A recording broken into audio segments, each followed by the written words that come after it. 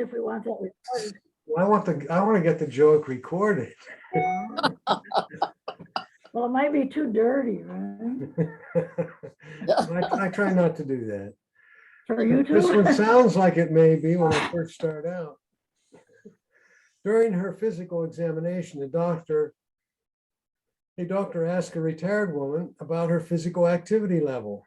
The woman said she spent 3 days a week, every week in the outdoors. Well, yes, wow. Well, yesterday afternoon was typical. I took a 5-hour walk, about 7 miles through some pretty rough terrain. I waded along the edge of the lake. I pushed my way through 2 miles of brambles. I got sand in my shoes and my eyes. I barely avoided stepping on a snake.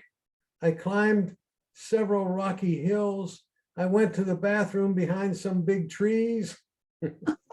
Ran away from an irate mother bear and then ran away from an angry bull elk. The mental stress of it has left me shattered. At the end of it all, I drank a scotch and 3 glasses of wine, I mean. Amazed by the story, the doctor said, "You must be one hell of an outdoor woman." "No," the woman replied, "I'm just really a really crummy golfer."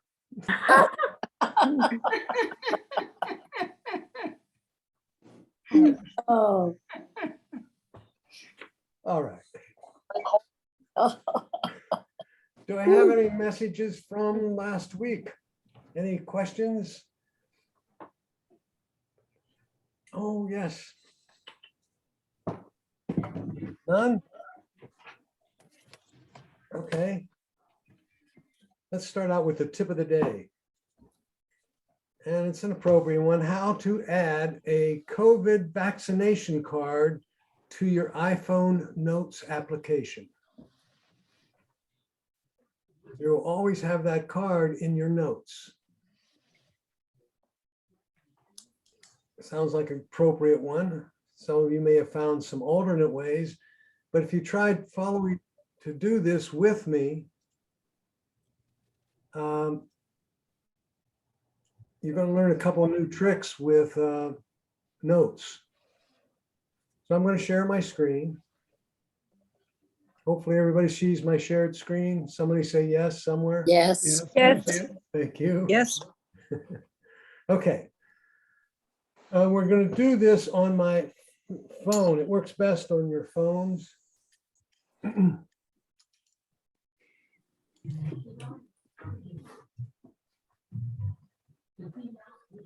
Okay, so I'm going to open the Notes app. The Notes app is the one that looks like a Really? it looks like a notepad, little yellow top and some white area with some lines through it.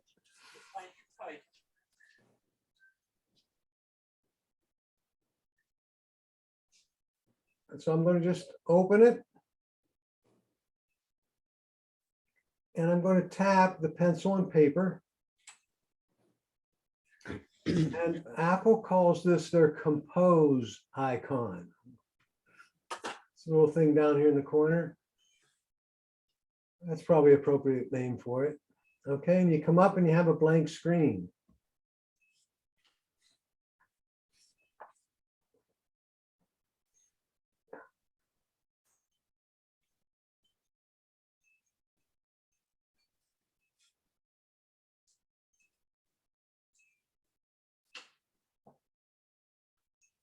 And what I want to do is I want to put a title on this thing, and I'm just going to call it COVID.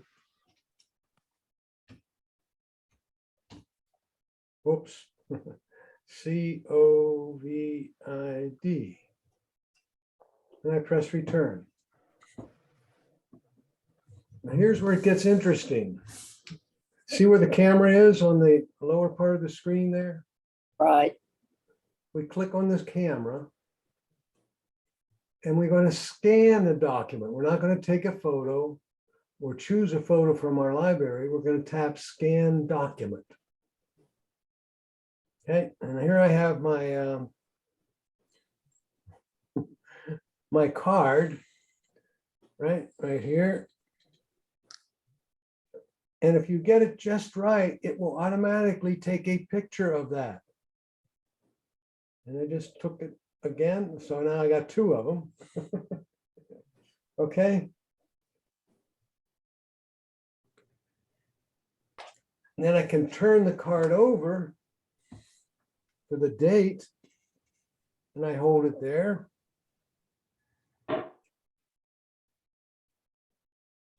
And it automatically takes a picture of that. Now you can go back to any one of them and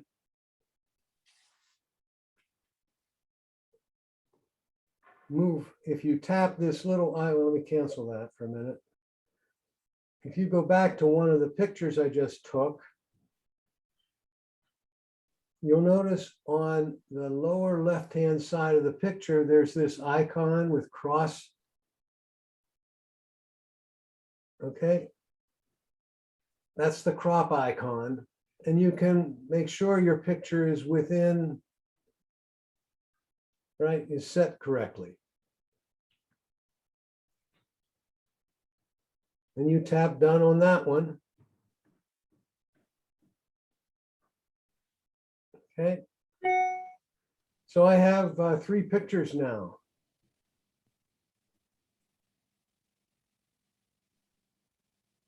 And I'm going to tap Save. I just took another one. I'm going to tap Save. Okay. And now I've got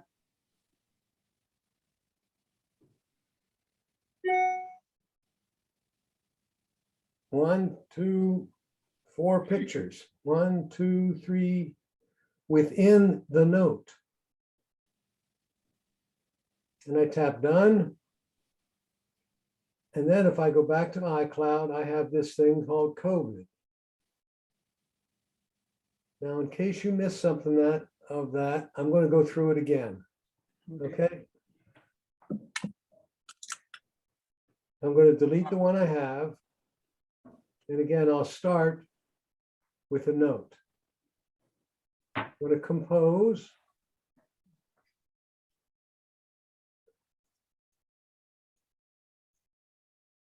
Mine always does this. It comes up the wrong way, and I gotta.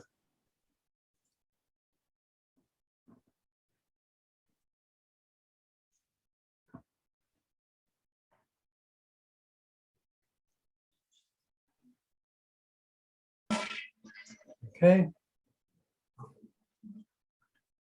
So I've got the word COVID.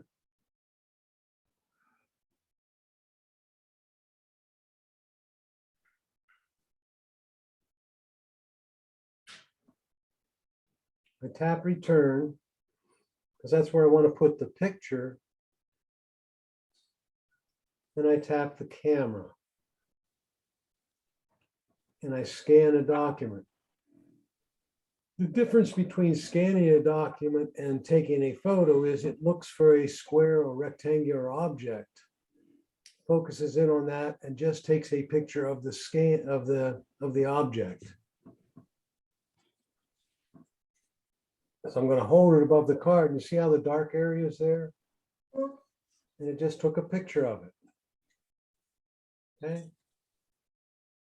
I'm going to tap the camera again, turn over my card, tap Scan Document, and it just took a picture of that. And I tap Save. So now I have those 2 pictures. If I wanted to crop them, I would tap one of the pictures and tap the little cross indicator. Okay, I'm in Done, and I have the 2 photos there.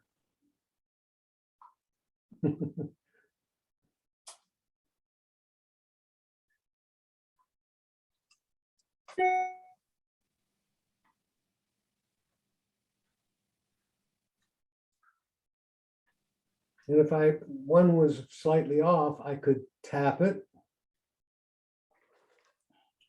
crop it. And I say, well, I want it to look a little differently. I could do this. Bring that edge in and this edge in. All right, and say done. Okay. And done. And so now I have a COVID card out there. Okay. Cool. Any questions on the tip of the day? No, that's great, Bill. Yeah, how do you do it on an iPad? Probably the same way. I haven't tried it. No, I tried it and I didn't get the same kind of menu items. Let's see. Start a new note. Use the camera. Scan a document. Oh, I see. Okay, you're doing it the other way now. Okay. And I guess you have to push the button, or maybe it's home. Tap save. And there's the first one, Dave. Yeah, okay. No, yeah, I see how you're doing it, but it's a different method than the iPhone. Yeah, Okay. I got it. All right. Thanks. Bill has all his shots. Okay.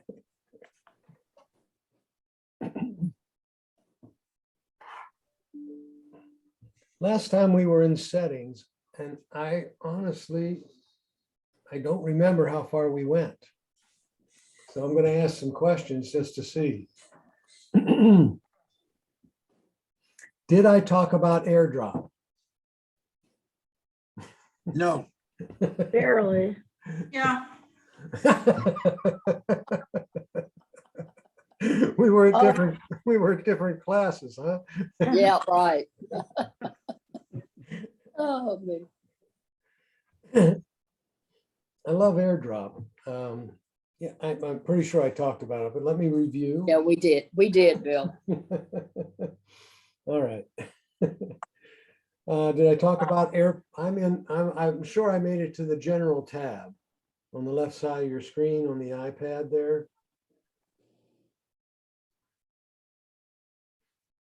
All right.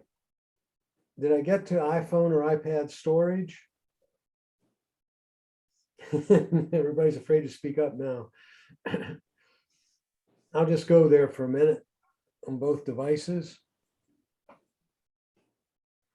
And it's a real good way to check to see how much storage your device is using. And the advantage of going here versus anywhere else is it also tells you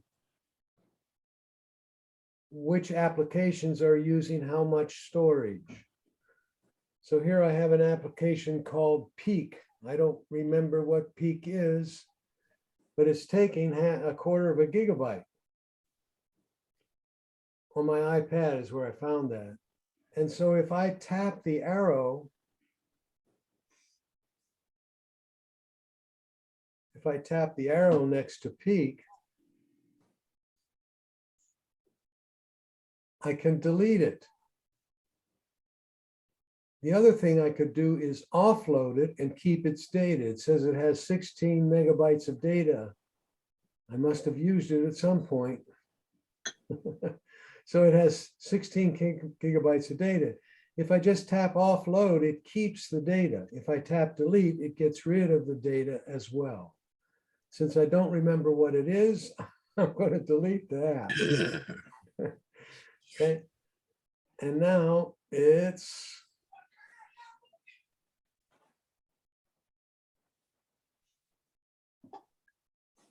gone. And I saved a quarter of a gigabyte. So every once in a while, we all should go through here and see what we've got to see if there's stuff in here that, geez, I haven't used that one. I can always get it from the Apple Store again if I ever get to the point where I need it. I can always go back to the store and get it. Now, for the new folks, how do you go back to the store and get something?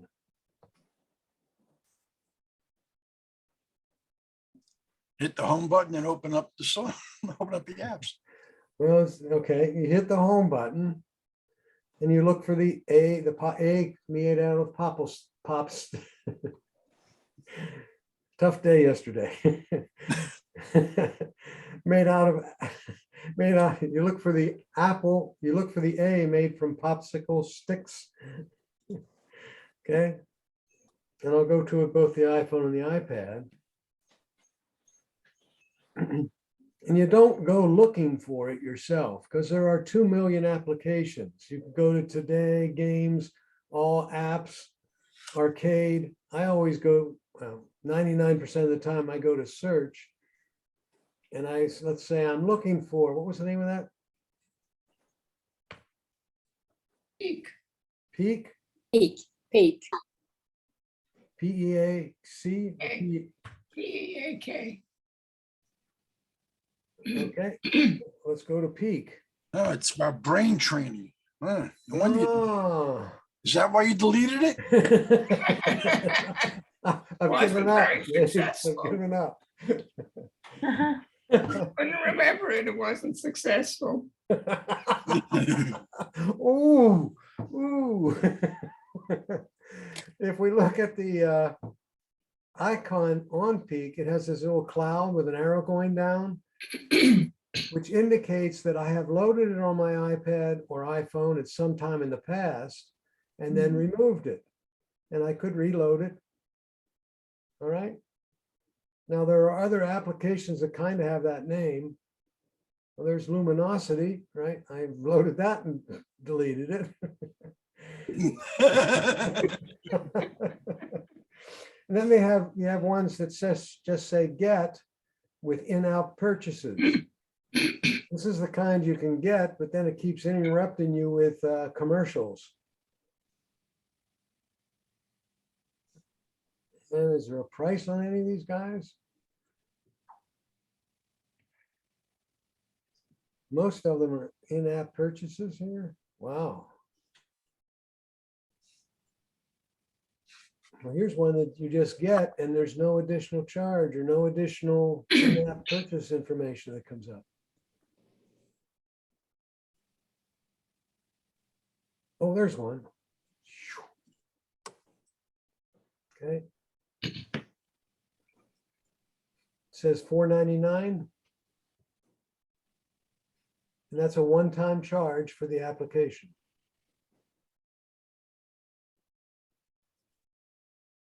Once you pay it, you delete it, you come back to this page, and the only thing, it wouldn't say $4.99, it would have a little picture of the cloud on it. All right.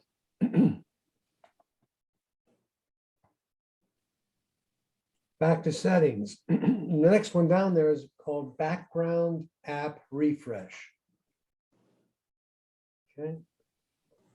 If I turn, I think I did cover this one. These applications, well, let me put it this way. If you turn on, I have my background app refresh turned off, meaning that the app won't be trying to do something in the background.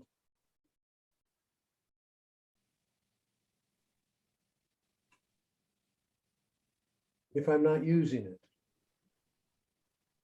So I turned it on, and things like 4 picks 1 word is on. Therefore, it will occupy or use my battery in the background.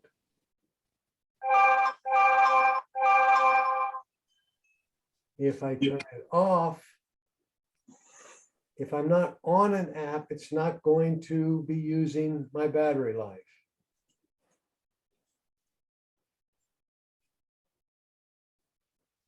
Okay, now the one that's not mentioned here, and that's the one we talked about last week, is your mail.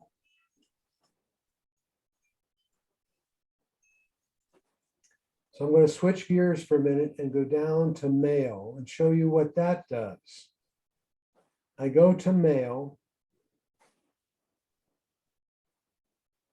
And I click on accounts. So I went to settings and then mail. and then accounts.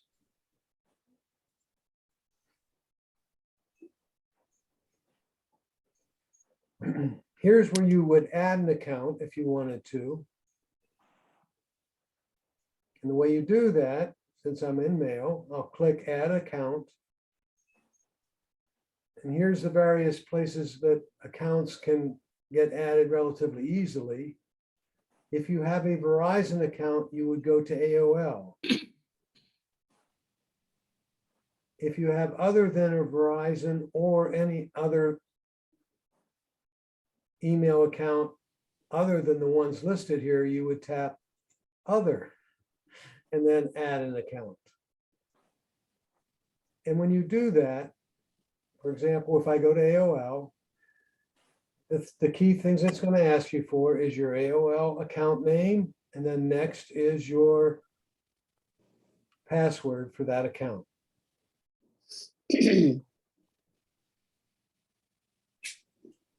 Okay? Got it. Bill, I don't have mail. I only have Gmail and I don't use it. What does it mean? You should have an application called Mail unless you've removed it, Maribel.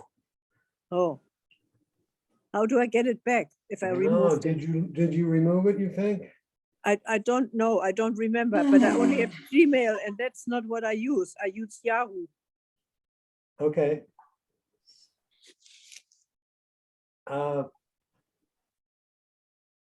right, your question leads me to say, hey, I can't find the Mail account. Yes. Well, there's an automatic way, and I'm going to make a segue here. I'm making a segue over to a wonderful feature on your iPhones and iPads. And the feature is called Spotlight Search. So if you write that on a piece of paper, Spotlight Search. And what it is it's to your iPad or your iPhone what Google is to the internet.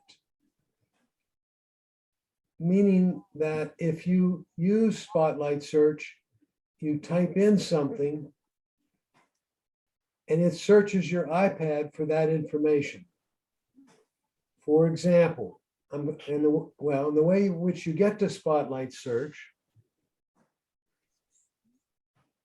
is you put your finger on the center of the screen, not on an app, and just flick it down. So you just put it there and flick down like that, and up pops a thing that says search.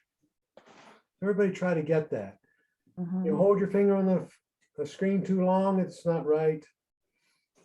You just have to put it in the center and flick. Put it in the center and flick. Okay? And it should come down and say search. Nope. Keep trying, it will do it. All I'm getting is all the icons are jiggling. Yeah, that's right. You held it on the screen too long. So stop them from jiggling by tapping the screen again.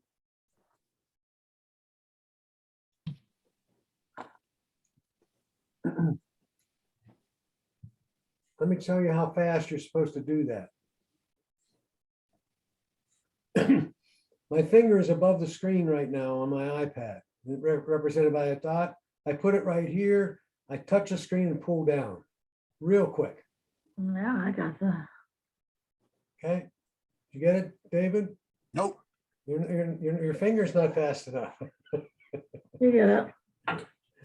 I'm not going to touch that. Yes, you better. Tap the screen to stop them from jiggling. Oh, then. And then just almost the instant you touch it, flick it down, and don't keep it on the screen, just flick.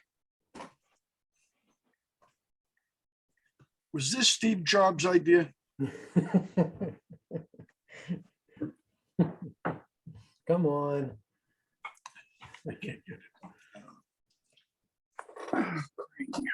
Don't keep it on the screen when you're flicking. Just put it there and actually just start moving it down and lift it off the screen. The moving it down part. Okay. Yeah. All right. I got it. All right. I figure if I they have got it, 13 everybody of did. them. Right. All right. So I got it both on my iPhone and iPad, and I type in now something. Your keyboard should have shown up as well. And I type in like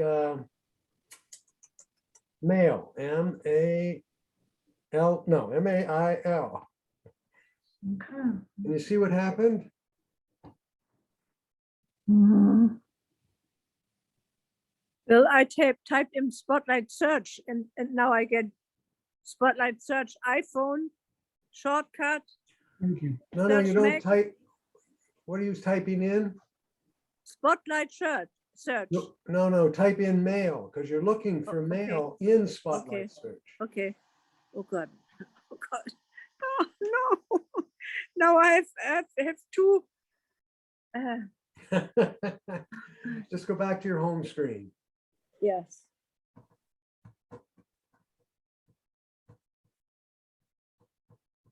Oh, Hmm. there. Okay.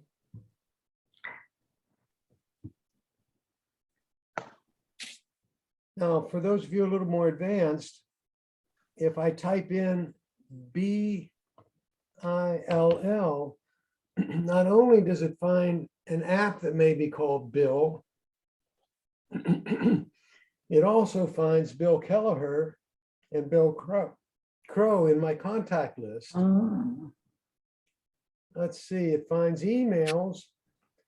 Oh, it says I have a calendar appointment on February 4th, or in February, on February 4th with Bill Merle, Bill M.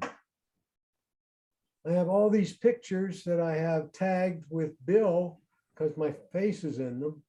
Yeah. So it finds a whole bunch of stuff with B-I-L-L, in addition to an app that may be called B-I-L-L. Okay, so that's what I meant by it's to your iPad what Google is to the internet. They even have his birthday. It even has my birthday there. It's cool, huh? Okay. And everybody should remember Spotlight Search because I use it at least daily, if not more than once a day. It just makes things a lot easier to get to. All right.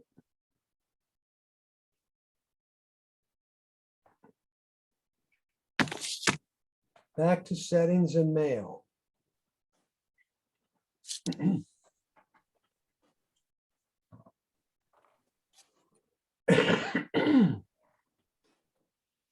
If you don't have it, you can go to the App Store, type in mail and download it.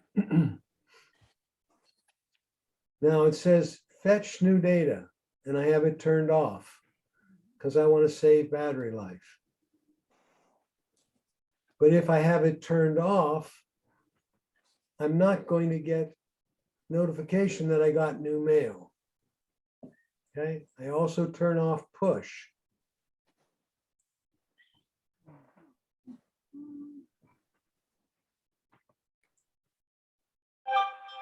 All right. And the whole purpose of me setting my mail up this way so that I have every one of them set on manual, that I have to open the email and then new mail will start arriving. Okay.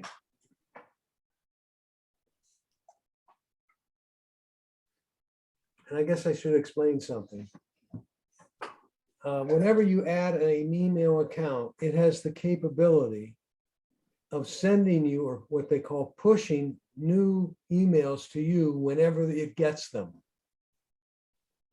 If you say, I don't want that, it won't happen. And that's what the push is at the top of the screen.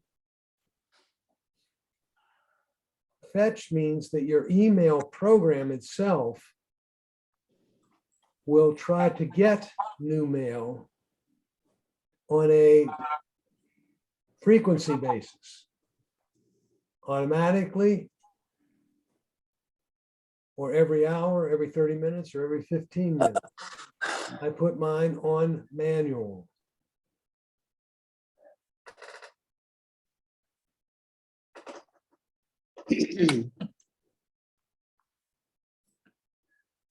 So it only happens when I open, only happens when I open the email program. Okay, everyone? Mhm. Got it.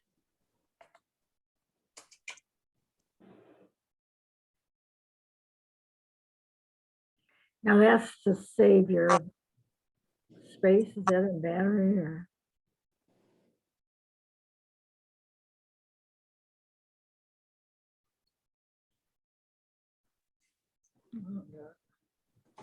Your device, let's do an easy one. Let's do wallpaper for a minute. I shouldn't say it that way. Let's do wallpaper. If you go back to settings again and you look at wallpaper. Wallpaper is the background you see on your screen. There are two different wallpapers you can have, just like you could have different wallpaper in different rooms. You can have a wallpaper on what's known as the lock screen. And then wallpaper is what's known as the home screen or home screens.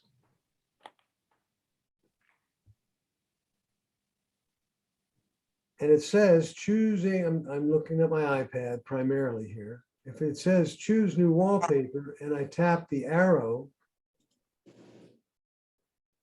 right?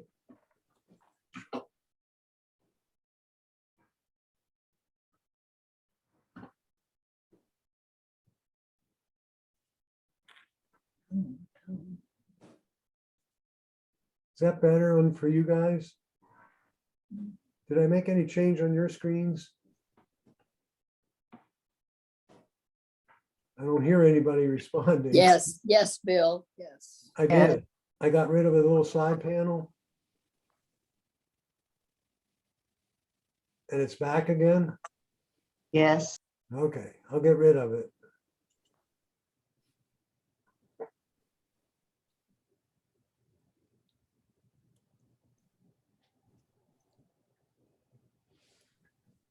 When you tap the arrow, it comes up and says, hey, do you want dynamic or stills? Or would you like to select a picture from your photo library? If you choose one of the ones that Apple has given you, I recommend you choose the stills. You might try dynamic just to see what it does. It's little bubbles moving around the screen. I see, yeah. Okay. I don't want to choose one of those because I'm going to use my battery faster. If I want to use something from Apple, I would choose stills and pick one of those. And you'll notice the line going through each one. This is dark mode. So it looks a little different when it's on normal and on dark mode. And we'll talk about that when we talk about display and brightness in a minute.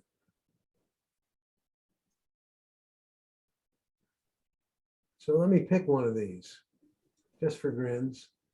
I'll pick this one. Okay.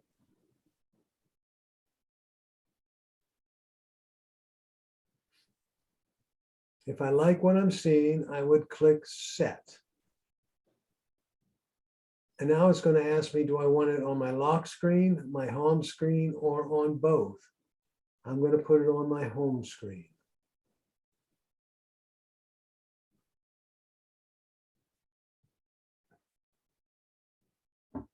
Okay.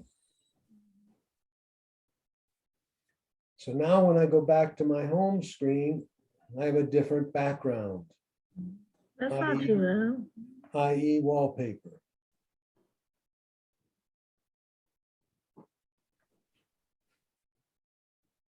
Okay. So now I'm going to go back to settings. Now that I set up some wallpaper, I'm going to go up my settings area a little ways to where it says display and brightness. And there's light mode, and I'm going to put it in dark mode just to see what you'll see what it looks like. This is dark mode. And when I go back to my home screen, it's a different kind of picture. It's a dark sky on this particular application or this particular background.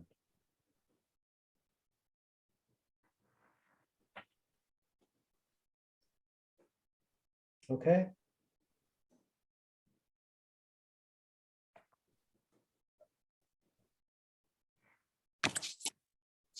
Move on. If you read on the iPad a lot, you might want to consider using dark mode a lot. Hey, son, hold on a minute. I need to move. Okay. No, I'm in a Zoom class, but I'm in a Zoom, computer Zoom class. And there's also a night shift. No, are you sure? Gotta, Okay, love you, bye, thank you.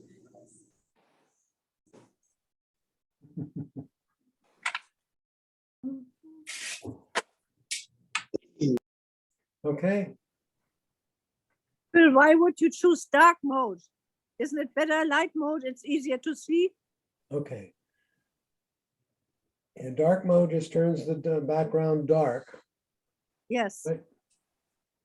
Night shift is a little different. Dark mode saves battery as well. Okay. Brightness. Let's talk about brightness and true tone. I'm sorry, night shift. I want to talk about night shift. Night shift changes, it's not dark mode. Dark mode is that black background. So let me get out of dark mode here for a moment.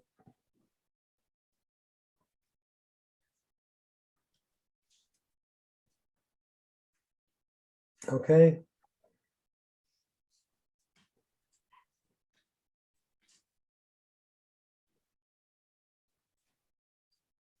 And I'm going to night shift now. Night shift changes the color texture. It either makes it a warm color or a cool color.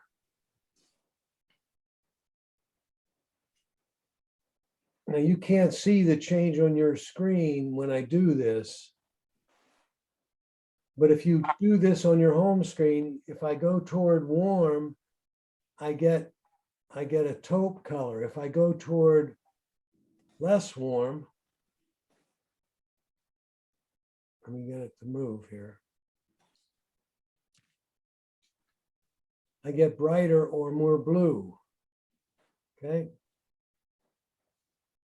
If you're going to read on this device a lot, it's really suggested you turn on the warm or taupe color. Okay.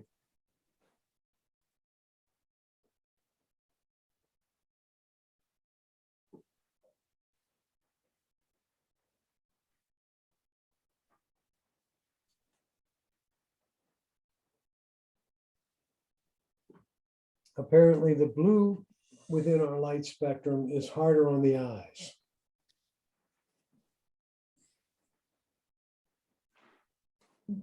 Okay.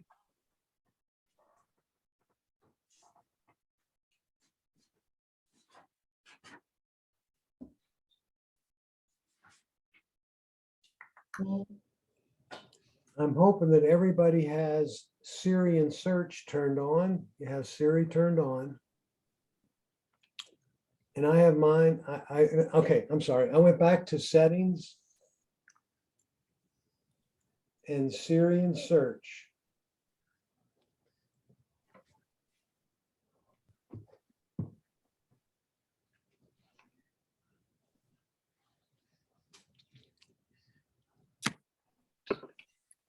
Okay. And mine's set up for, if I say HEYSIRI, it will beckon Siri, and I can ask her to do things. It's also set up for me to be able to use the home button to do the same thing. I don't allow Siri when my phone is locked.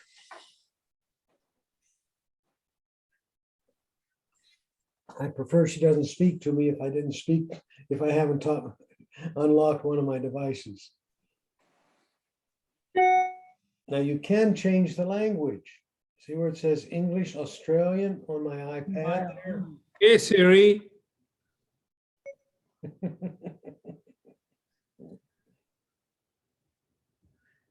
I gotta tell you, Bill, my version of the software is totally different than yours. When say, you- hey Siri, Let's go to, everybody, let's see what version of Oh, the okay. operating. send no, a no. message to Padma. Let's see what version of the, Now, Bill, I take it back. Hey Siri, send I a was on the message. wrong screen. okay. Then I won't go there. See where it says Whether- language? By the way, if you're talking to Siri, mute yourself. All right. It says language here, and I click where it says English Australian. There are many different languages it has, and if you change one, be sure you can speak that language. And Where's I'm the sure challenge? Carol can select German and do just fine, but I could not. Okay. In fact, I like a little accent, so I use English Australian. No Brooklyn? No New Yorkers.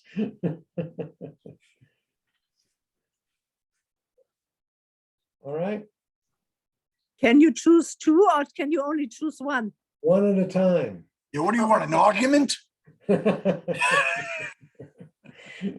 One at a time, Bearbo. Okay, Bill, could you repeat why you keep it off when Siri's locked?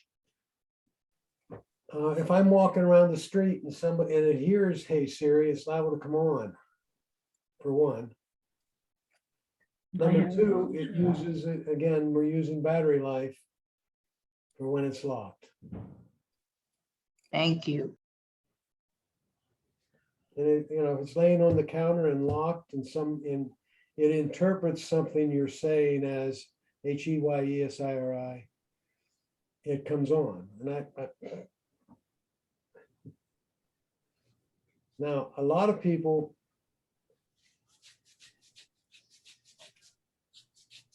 let me switch gears to privacy for a moment, right?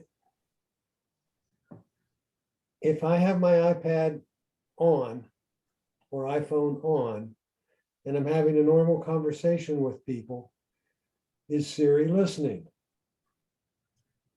Yep, she's listening for HEYESIRI, right? Could Apple be recording everything we're saying? Sure. The answer is yes, they could. Just like Alexa could be listening to everything that's going on in the room, and Google could be saving that conversation. Now, Bill, where's privacy? yeah, right. There is none. You're depending on Apple and Google's statement that we're not saving those conversations. Okay. Bill, where do you find privacy? I can't find it. Where do I find privacy in what? On your iPad. In the settings, Yeah, but But it has, this privacy doesn't have any control on Siri. Okay. Okay.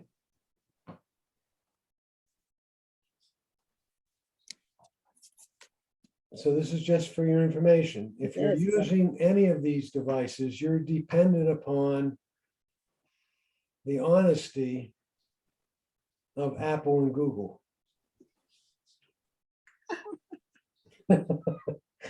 It makes me feel really good, Bill. Okay. Mine's set in Australia.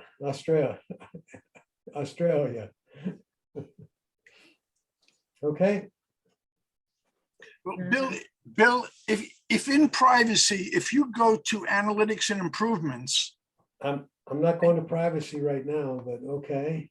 well, because there's an option that's turned on by default, I guess, that says share iPad analytics. If I turn that off, would that, No, that's just how you're using your iPad, the hours you're using it, what kind of settings you have, etc. okay. All right.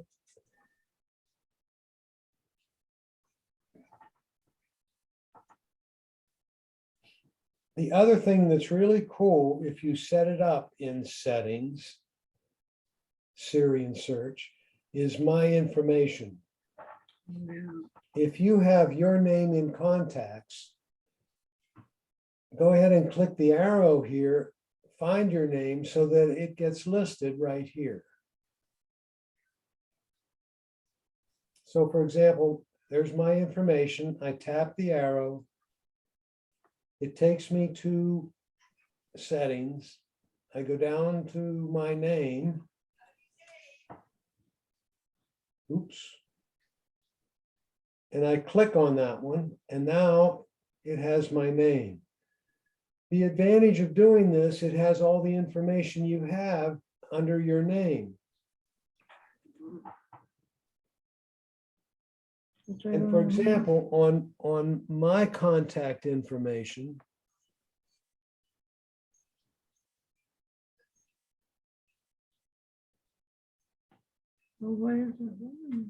I have my phone numbers. I have my email addresses, 2 of them. I have my home address.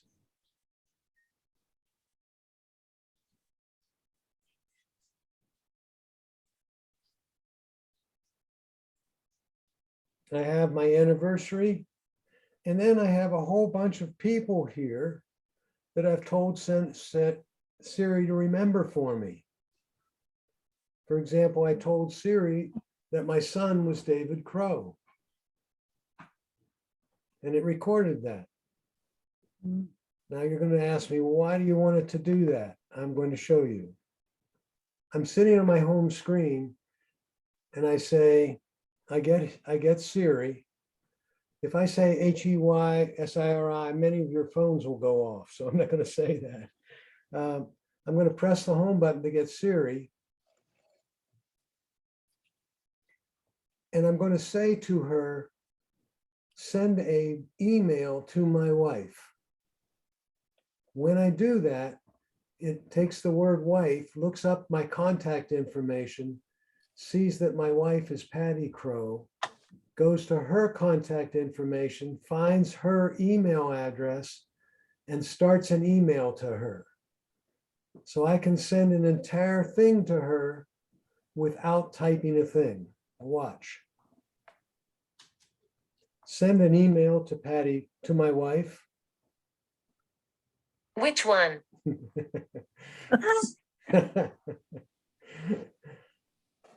You have 2 email addresses for contacts named Patty Crow. Which one should I use? Verizon. I got to tap that. You have 2 email addresses for contact. What's the subject of your email? Test message. Test message. Oh, not going to work today, huh? Test message. What would you like your email to say? I'm sending you a test message, Patty. What time do you want to go to dinner? Period. Here's your email message to Patty Crow. Ready to send it? Send. Okay, I'll send it. Okay. So nearly without touching my screen, I was able to send her an email because of the settings I had done. And the way I added those things to Siri is I said, Siri, my son is David Crow. Looks like David Crow is your son. Do you want me to remember that David Crow is also your son? Okay, I won't. I have him in there already as my son, so it was, I didn't want to enter it twice. Bill, when I press, excuse me, when I press my information or my info, I don't get anything. It's, there's nothing in under LFN. What do I, how do I put information in there? Okay, you So that have I your can say, con- send my wife something. Okay, right now, okay, let me make sure we're at the same place, Ralph. Does on yours, under my information, when you're in settings, does it say your name? Yes, Okay, then all you need to do is say, my wife's name is Cheryl End. So why don't you try Okay. that? I have to go back once further, then I have to get associated with Siri so that she knows I'm want to talk to her. No, no, no. Let me do this.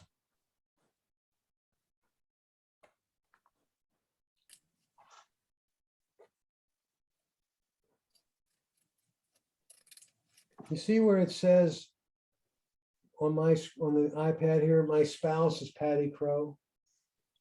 Yes, The way I got that there is I said, I got Siri, and Siri comes up and I say, Siri, my wife's name is Cheryl Crow.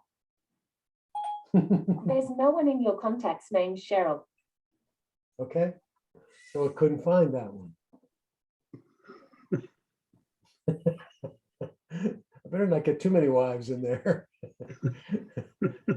Okay. So Ralph, you can do that by just using Siri. okay. And that's the way I got all these in here. And I have her in there as my spouse and my wife. I guess I should remove one of those. So which one, Which one? Which one do you want to get rid of?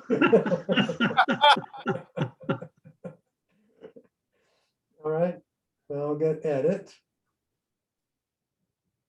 And I'll scroll down here and I'll do this one.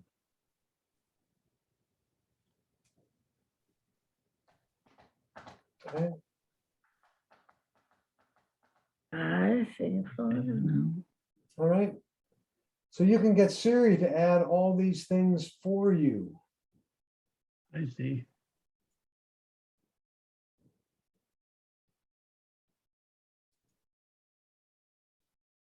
By just saying Siri, my wife is, my friend is, etc. Okay, I see.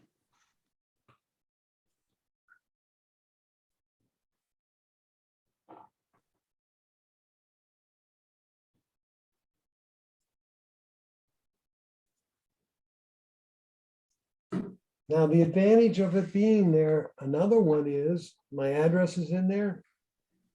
And I'm somewhere in one of the neighborhoods around the city here.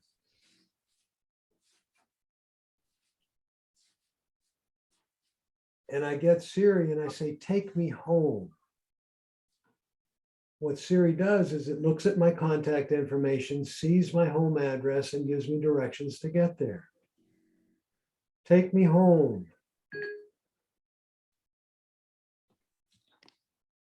Come on. Take me home. I am home. Take me home. Country roads. Getting directions to home. Says I'm 1 minute from home. 63 depends. Old Buckingham Street. Depends on the traffic. Okay. And it even tells me ETA. Okay. All right. And I keep discovering more things that I can do like that. All right.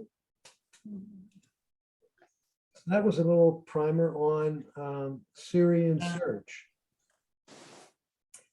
If we go down to Touch ID and Passcode, yours may say Face ID and Passcode. like it does on my my Apple yeah, my iPhone. All right.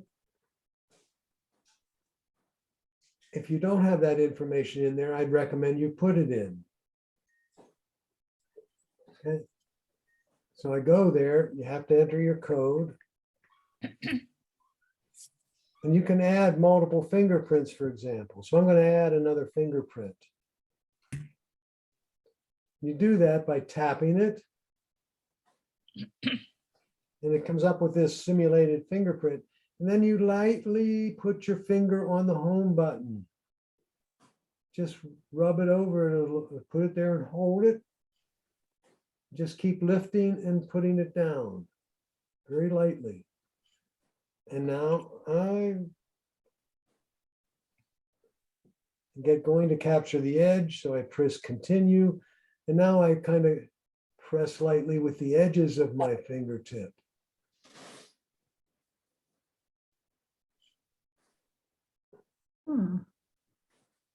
Good. And now I've got that fingerprint in there. For those with the Face ID, I can do that on my phone. God bless you. Right? And I think I can add another one.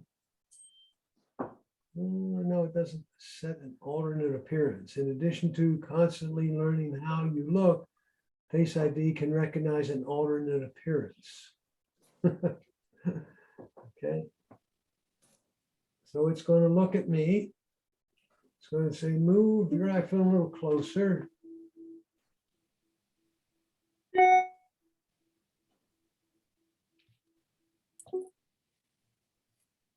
And I just tilted my head around and it picked that up.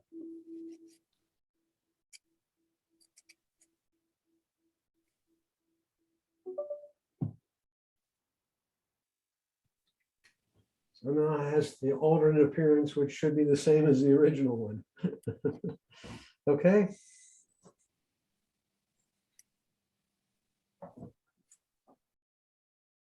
Bill, you took your glasses off? I should have taken my glasses off, shouldn't I? Thank you, very well. It's a good idea.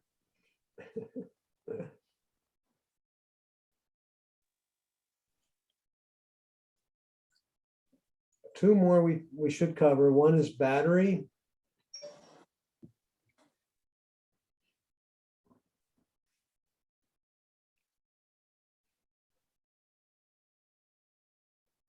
And on your iPhone, when you go to battery, there's a low power mode that temporarily reduces the background activity like downloads and mail fetch until you can fully charge your device. I have that one off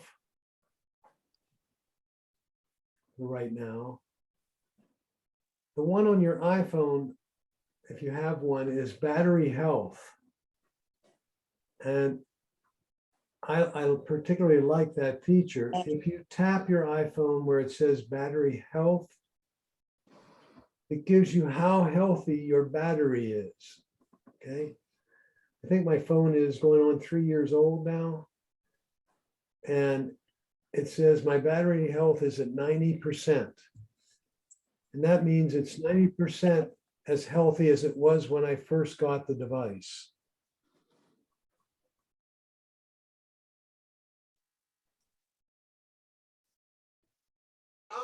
I have 2 red shirts.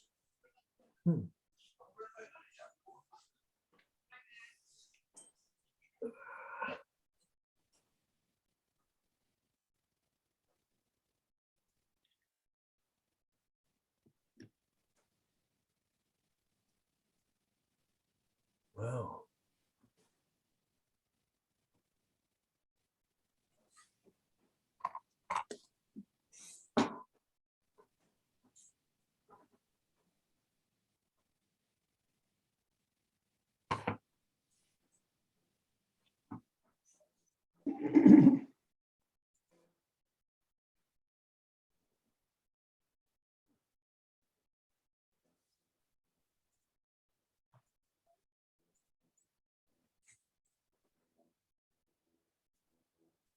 Can you folks see me okay now?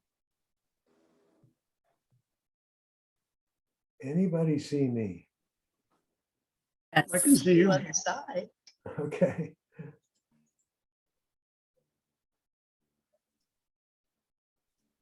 I'm having a little delay problem on my screen.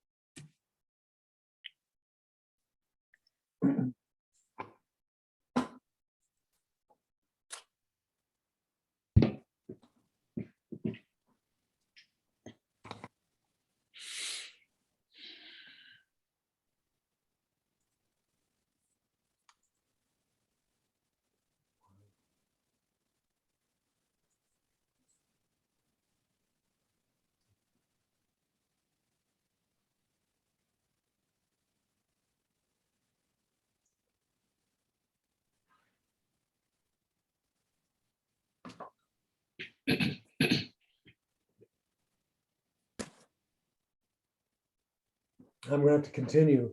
There are two people who are trying to get into the meeting and I can't admit them. There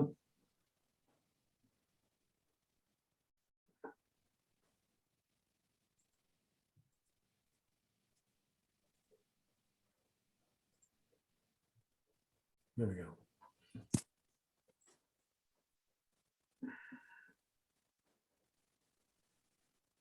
Couple of other interesting things about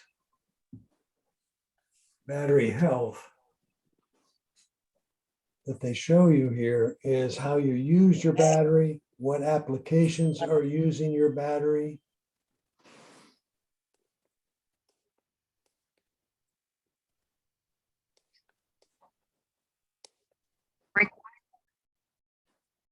Okay. So you can see on my iPhone, Mail's been the primary user of it in the last 3 hours and 7 minutes.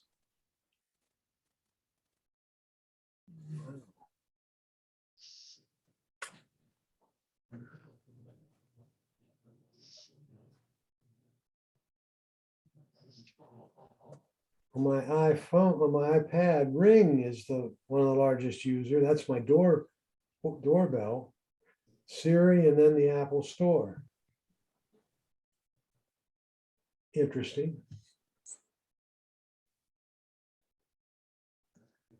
Okay. So it's just some stats you should check every once in a while. The last one we want to go to is privacy. If we go to privacy, I think Apple's done the best job in terms of, let me not say best, a really good job of allowing you to control your privacy and the information people have. If I look at my iPad here and I tap privacy on the iPad and privacy on the iPhone, the thing that comes up first there, it says location services. Location services is the feature on your device which tracks where you are. So I have it turned on, and that means my phone or my iPad knows where it is. Okay, so I have it turned on. It's that one.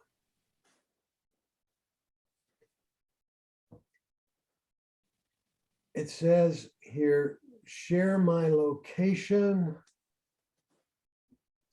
And I'm sharing it with the host there. It says, find my iPad.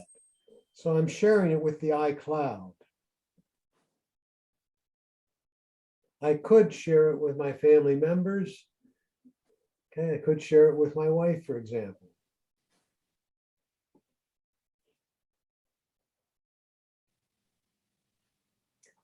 The other thing it says is every one of the applications that is on my device that are requesting my where my device is, both the iPhone and the iPad. Okay, you can have that on or off for any one of the applications. And most of them give you the option to have them on, right? For example, AccuWeather.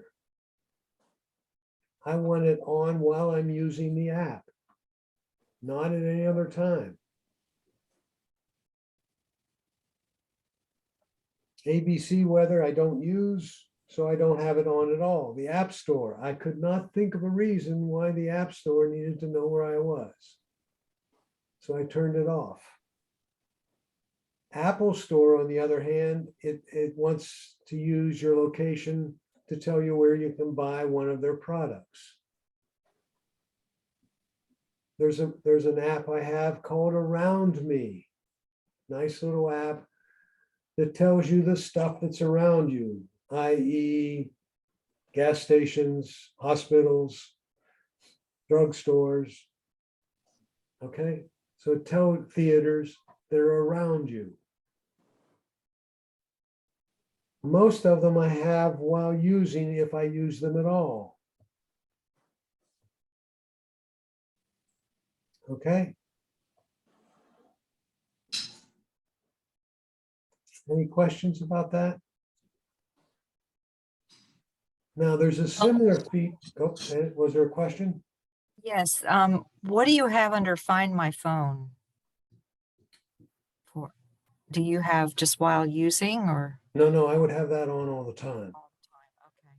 Because I don't know how I would find my phone if I don't know where my phone is to.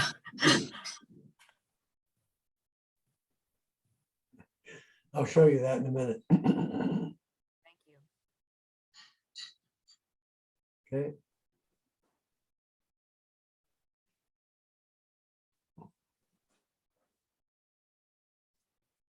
Did you get on?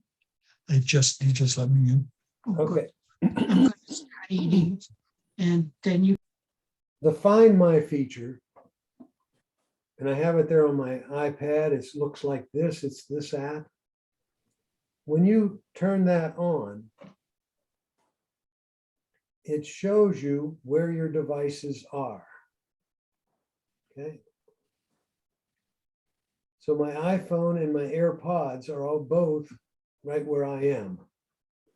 If they were somewhere else, while looking at this on my iPad, I would see it.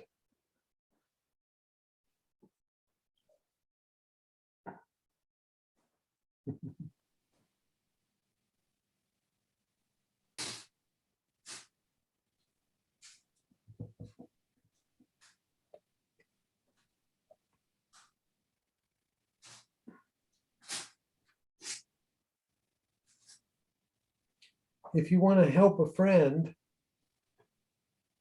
you open iCloud.com so others can see in and find their devices. Let me go there.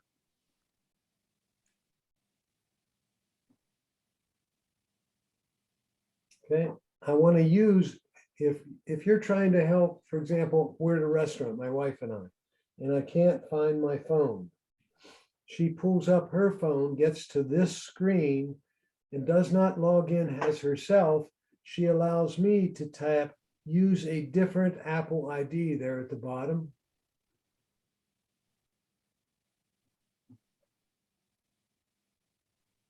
How did you get there to begin with?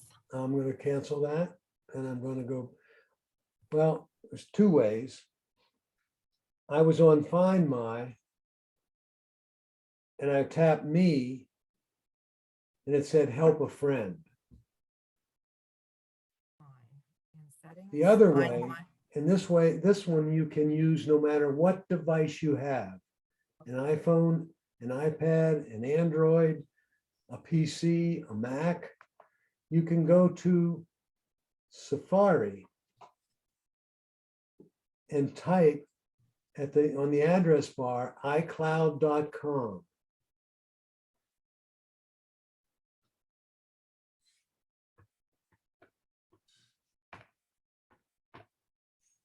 Oops.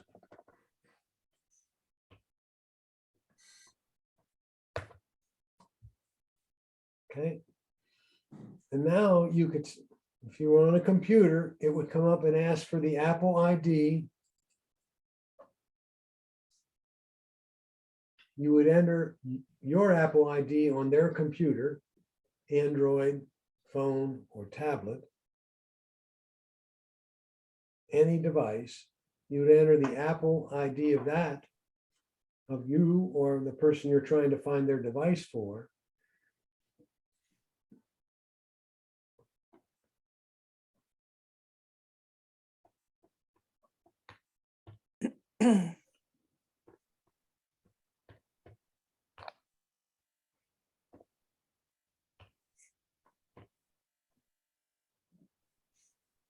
Then you would put in the Apple password.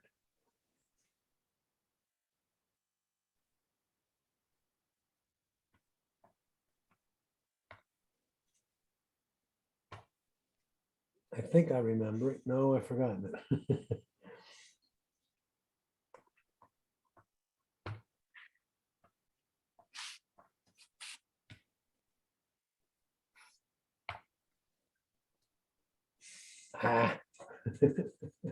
I'm not going to embarrass myself by trying it a third time.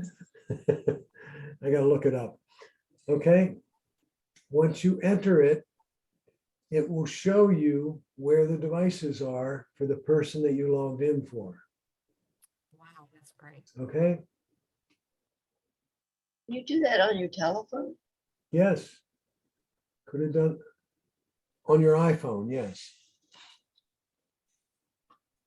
So when I went to that website on my iPad, I got a page that says, good morning, Dave, and it looks like it's my page. You We're didn't go just- to did you go to iCloud.com? Yes, Don't, but then you logged in with your information. yes. No, you wouldn't do that. You would log in with the other person's information. But you can log in with your own. Go Yeah, ahead. but, oh, okay. And then I see there's an icon for Find iPhone. There you go. How do you is there a way to make a shortcut, a home screen shortcut for this web page? Yes, there is. I'll cover that when I get to Safari. Okay. Okay. All right. Any You questions? show it on the iPhone? What does? If you go to your iPhone and you go to Safari and you type in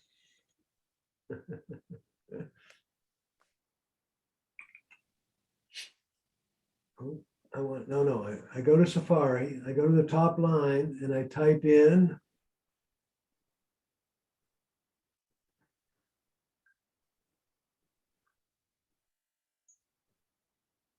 your Apple ID and your Apple I'm sorry, you type in ICLO.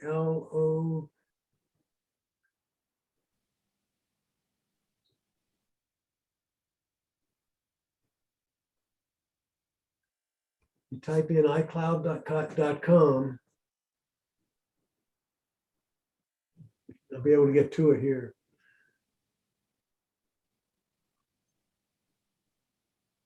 And it comes up with, oh, find my iPhone. Look at that. I tap that. And it comes up and shows me where my devices are. Says my watch is there, my whatever, my iPod. Right? And then I can make a sound on it. Oh, wow. It's buzzing my phone right now. Hey, I have a question. When I go to Safari, I get a locked Amazon.com. How do sure. I get what you have? You tap the address search bar, Ann, which is this thing at the top. You may have it at the bottom, but it's this particular line. And then you type in iCloud.com. Bill, Mhm. could you tell us how you get your phone number on your lock screen? If it's lost, somebody can call you, Let's see. How am I or do it next time, because I want to write it down. Yeah. What I have done is I have, and I'll do it at some time when we get to photos, I have taken a picture. I've added text to the face of the picture using an app, Okay, and then I save that picture with the text on it, and then I use that as my wallpaper. so maybe all I need to know is where to find that, the address to put on the text. Yeah, the app I use for putting text on a picture is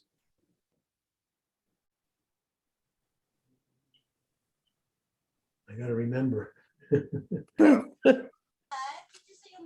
on a minute. Pronto. Oh, yeah, Photo. Thank you, Diane. PHONTO. Thank you. Now, you have to play around with it sometimes because the text, when you make a wallpaper, the text isn't at the right place, too big or something. Okay, But, great. and we'll talk about that when we get to photos later on. Okay? Yes, thank you. Mhm.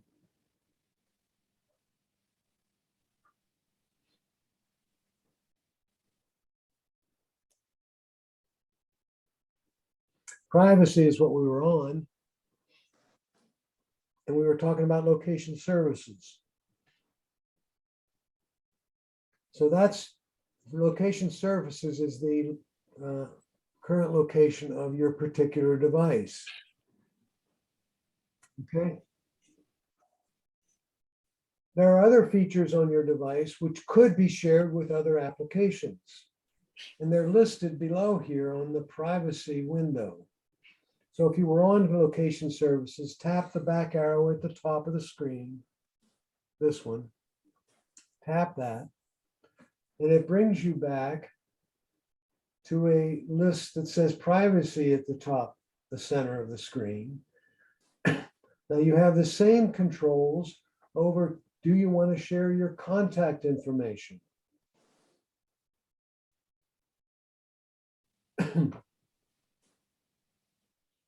You click that, and what apps are you going to share your contact information with? I could not see a reason to have Waze having my contact information, nor Twitter.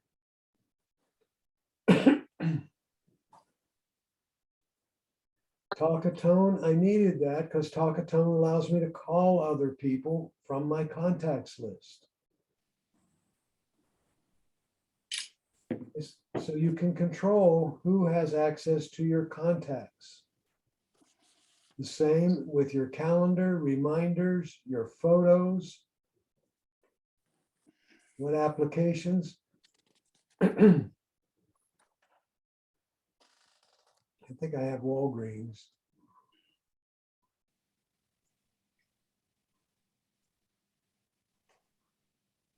How do you put them in? These are the apps that I have on my device,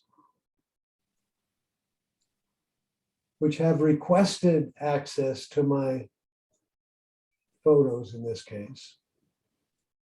And so if I come down here to CVS, if I wanted to order a set of hard copy photos from CVS, I would have to turn this to all photos. Or I could click selected photos and select some.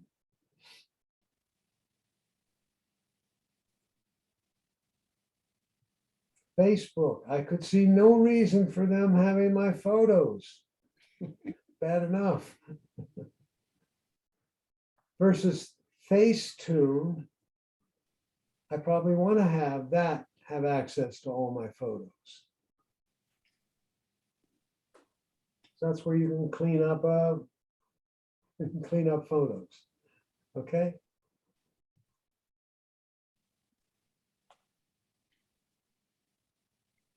Who has access to your microphone? Who has access to your camera?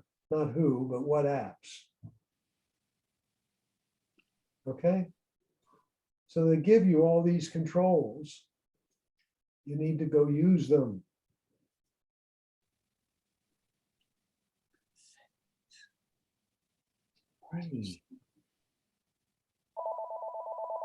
All right.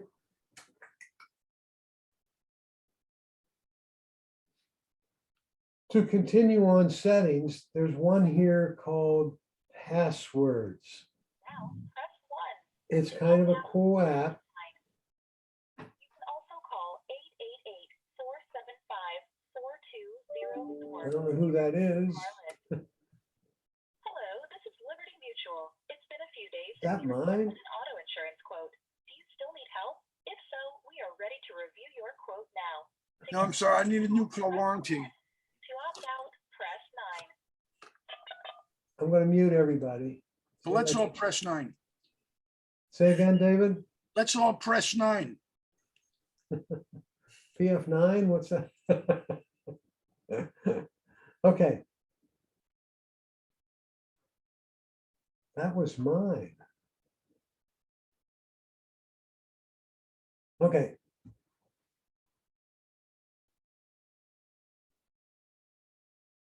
I'm down and I tap passwords on both my devices.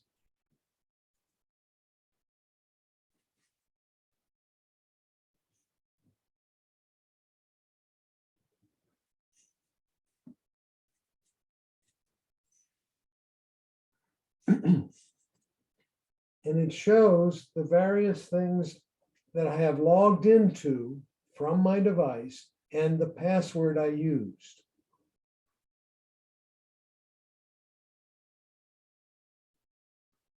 Okay, now I'm going to click that and I don't think it shows up on your device. Yeah, you don't see it. But the password would show up right here.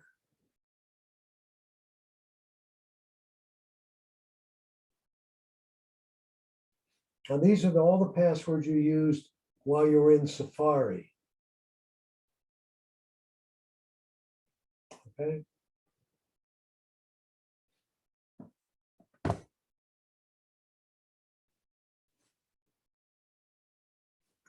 And now we're going to segue into Mail and get started on Mail.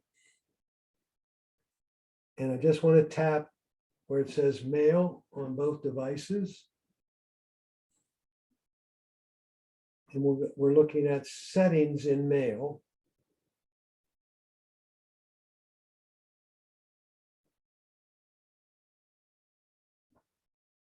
And I've covered with you just a little while ago.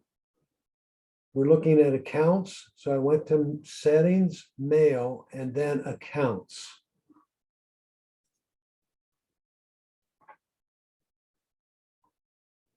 And you'll notice I have a bunch of accounts. That's not material.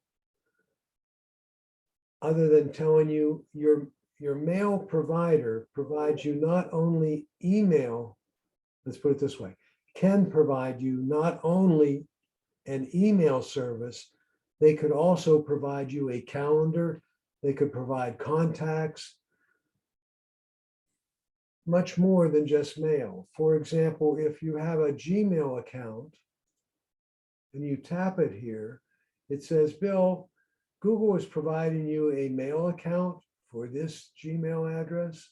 It's providing you a contacts list for this Gmail address, a calendar for this Gmail address, and notes, if you want, for this.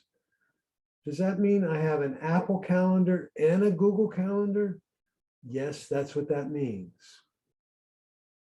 But you access them all through the Calendar app. The same way you would access your mail for various email providers through the Mail account. You add accounts by clicking down here at the bottom, and then we already talked about fetch new mail. I have mine turned off. I have push turned off, and everything here is set to manual. And it's only there because I want to preserve battery life.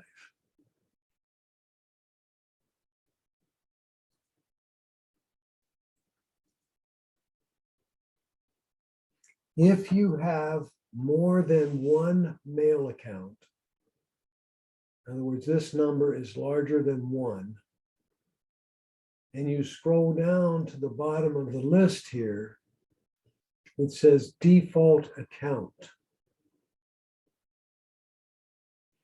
If you only have one account, you don't have this option. Mine says my default account is gmail.com. What that means, if you're sending an email and you have multiple email accounts, it's always going to look like it's being sent from this account.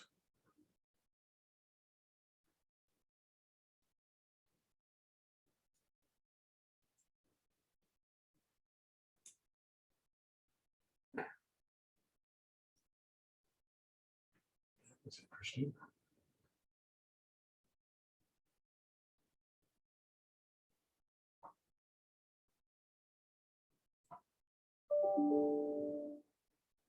You have the capability of looking at your email either by threads or individually. A lot of people ask me, what's a thread? If I send an email to AD, she sends it back to me, I send that one back to her, and we're going back and forth with one particular email that either of us originated. It's called a thread. And you get to see all the emails kind of indented as you build up this thread. If you turn off organized by thread, each email will come independently. So I could have, instead of one email, I could have 5 emails from AD, which represent the whole thread list.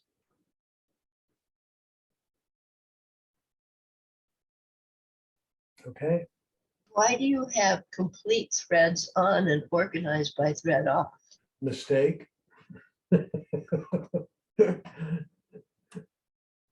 Okay. In fact, I could turn those all off because I don't use threads at all. I prefer to get each one independently. Now, other people like to use threads. If you go one more down there, everyone, it says blocked. This one's an important one because I was helping a person out the other day that had inadvertently blocked some people that she wanted to get mail from.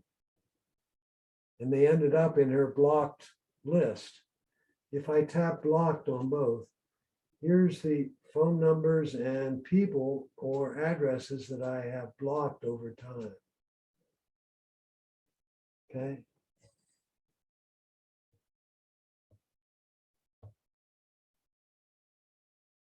All right.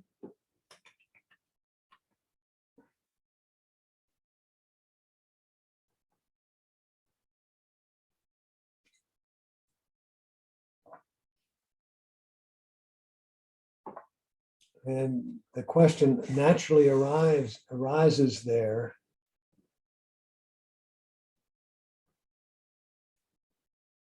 How do you block a sender?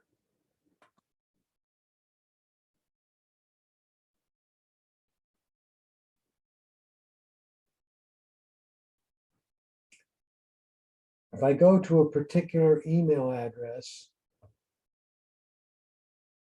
and I tap the arrow at the bottom, I believe this is where it's done, and you scroll down, oop, oop.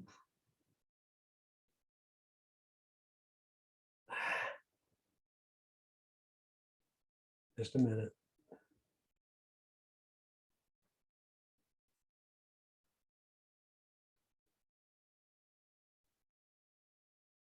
Nope.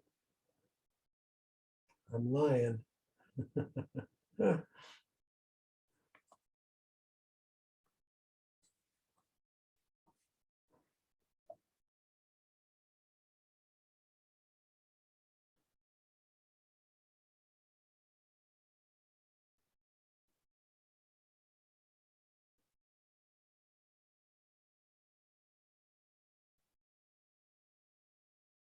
Hey, William, are you there? Bill, are you with us? Oh, you can't hear me. How do I block a sender of email? I'll check. Okay, thank you.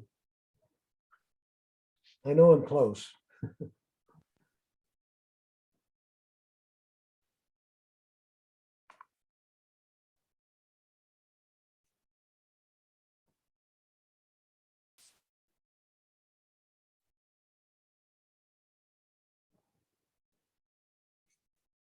All right. That's enough for the beginning user in settings. Here's how to block a sender and cut down on unwanted email. To turn this feature on, go to Settings and tap Mail. Tap Blocked Sender Options. Then choose what to do with emails from blocked sender. Done that. But how do I block them once I've set that up?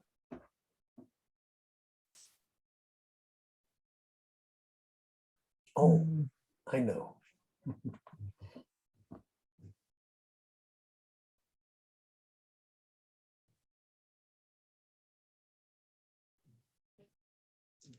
Says block this contact.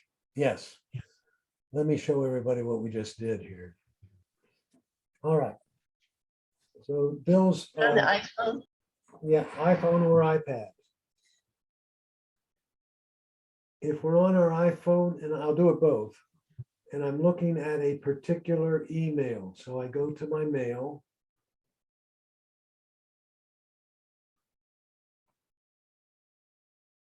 Okay.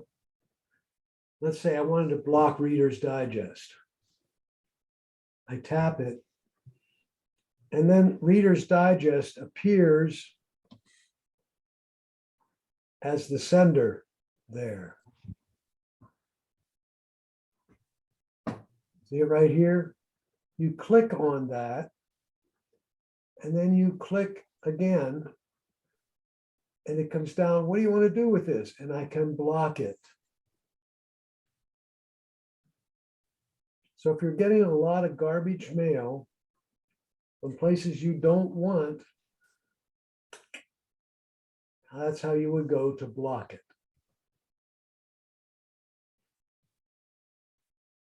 Okay? Would you do that one more time? I'm going to do it on the iPad.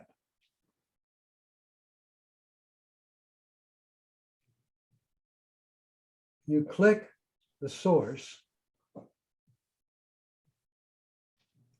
and then you click the source again. And it comes up with a bunch of things you can do, one of which you can set it up as a VIP. You can send a message back, but here's the key. You can block this contact.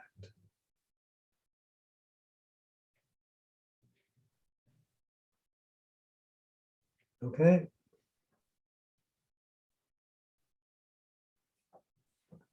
I didn't block Reader's Digest, did I? That's a source for a lot of my jokes. Come on, guys. Somebody's out there saying, well, block it, Bill. All right, so I'm looking at a particular email. Well, let's start out. I'm receiving email. Many of us start receiving emails before we're capable of sending some. I truly recommend that once you look at an email that you do something with it other than just leave it there. So I'm looking at the Reader's Digest that it sent me. Either at the top, either put it in the trash or move it to a folder. You can choose a folder you might want to send it to. Now, I may not have one here called Reader's Digest. So can I make one?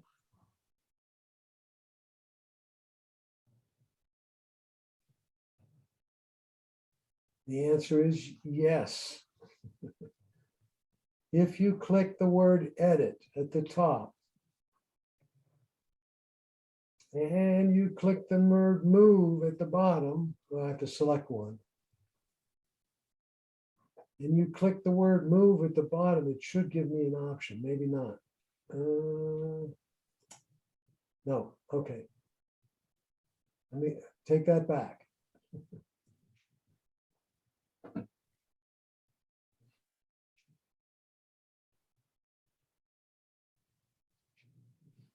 We were all looking at our inbox, and we were looking at a particular email. If we click the back arrow at the top,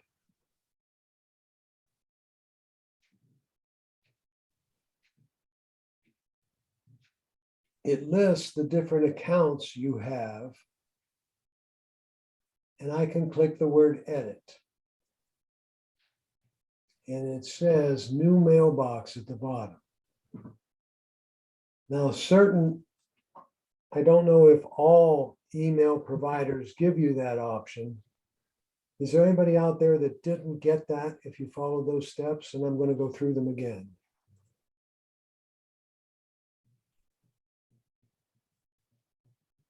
I was looking at a particular email on my iPhone or iPad. And I tapped the back arrow, so it says mailboxes at the top. And I tapped the word edit on either the iPhone or the iPad. It says new mailbox at the bottom. And I tap new mailbox. It says the name, Aders.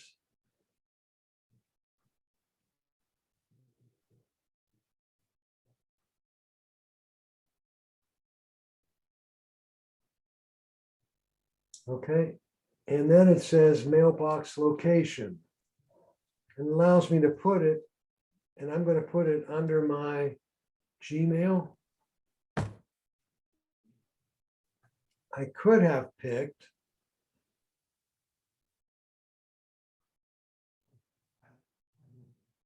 a lot of different places, but I picked Gmail. And then save. So now when I go down here and I open up my Gmail mailboxes, and I go down far enough, it should say Reader's Digest down here somewhere. Oops.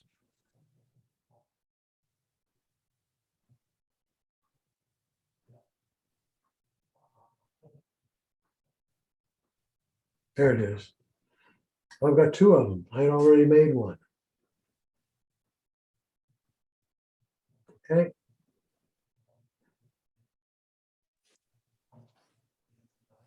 One said Reader's Yeah. Digest. I'm getting rid of that one. Yeah. Okay, so I have a mailbox that says Reader's Digest.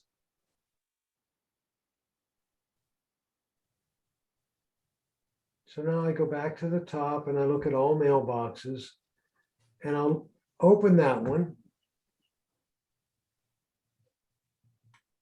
And then I'm going to click folder and scroll. It's almost down at the bottom, so I'm going to quickly get there. It says Reader's Digest. I tap it. And now that particular email is in that mailbox. So I can go down to that mailbox. You're going to say, Bill, you have a tremendous number of inboxes. Yes, I do. And there's that particular email. If I tap that one, I can click folder and I can move it back to the inbox. Oops.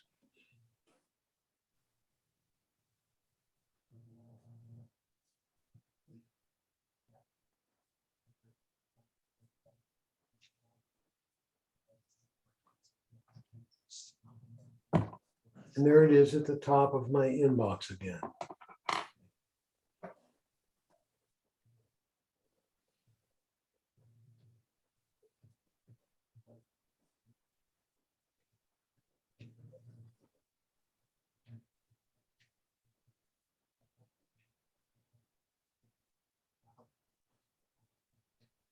So that was the basic way you create a new folder to put your email in. Do the folders have to be associated with a specific email account? Yes, So those folders are being kept on that email server. that's correct. Thank you, Bill. Yes, those folders are not only on your phone, that one's in the Gmail folder. So if I go to gmail.com, I think that's an address, or google.com and then Gmail, you'll find that folder has now been added there.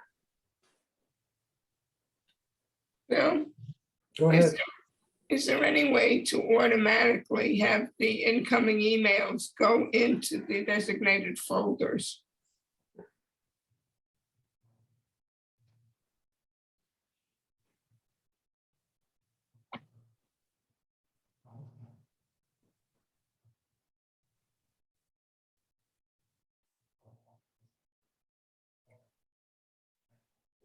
The only one I know of you can do that is VIP. And everybody's going to say, what the heck is VIP? All right. If you look at my iPhone, or let's look at my iPad. And remember, I had those 9. I'm looking at the mailboxes, not the inbox, as in the center of my iPhone. And what I did to get to that on my iPad, I was looking at my inboxes on my iPad, and inboxes is what it says up here at the top.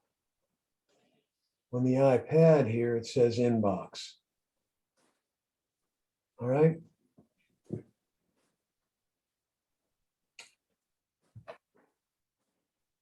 Now it says all inboxes on both. Okay. Now, I want to back off and just talk about inbox and incoming mail to you. If I tap the back arrow at the top of the screen,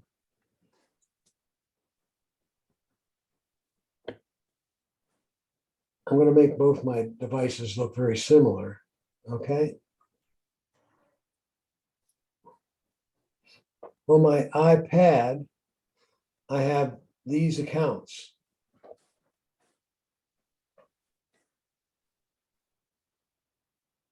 Oh, gotta get the right arrow here.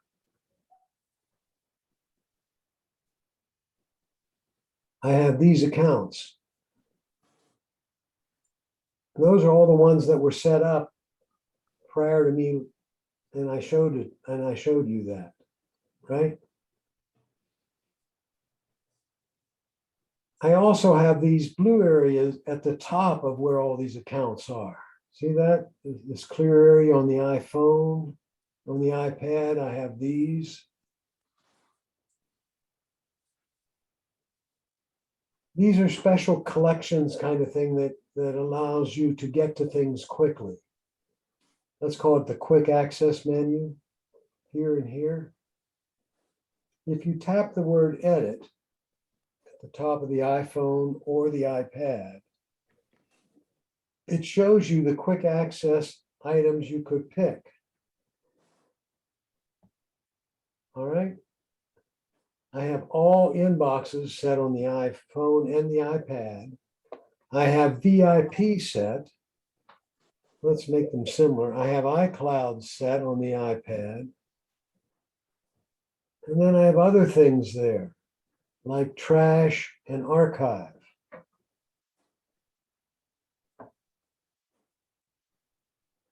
All right. Oh, you mean to tell me, Bill, that I could say, I want to see all my unread mail by tapping that little button? Yep, that will give you unread mail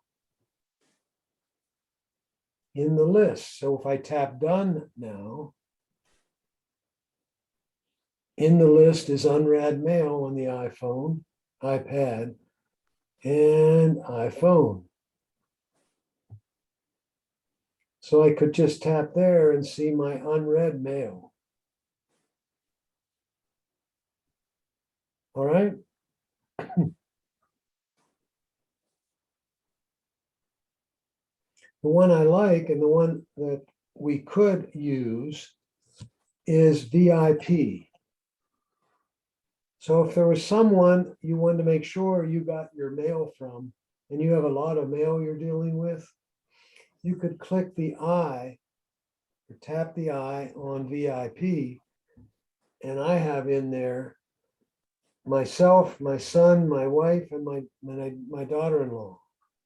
So if I get an email from any one of those 4 people, it will list it in the VIP list there. And I could add a VIP by tapping add. So you could put certain individuals in there. I don't know the way to say, put Reader's Digest in there.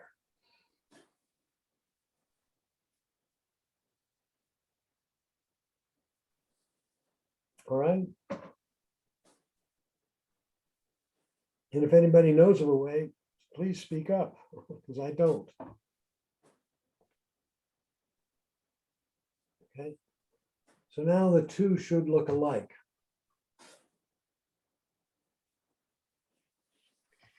The one most of us are concerned with is all inbox. And let's say just your Gmail inbox. And I would get to that. And I'm looking at my iPad now. I would tap the arrow beside my iPad mail. And then I would click on inbox. So these are the email that came to me from Gmail only.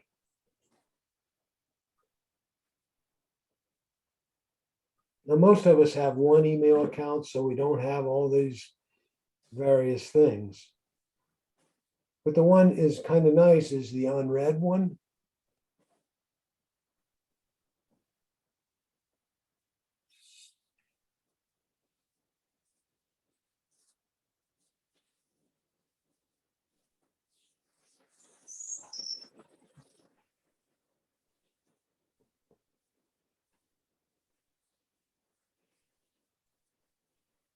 Bill, Go ahead. putting them in those folders on the top doesn't eliminate them from the entire inbox, correct? If I put it in trash, it takes it out of the inbox. If you put it in, So I'm looking at an email here. right, And if you click trash, it's going to put it in there. right. But let's say the VIP list.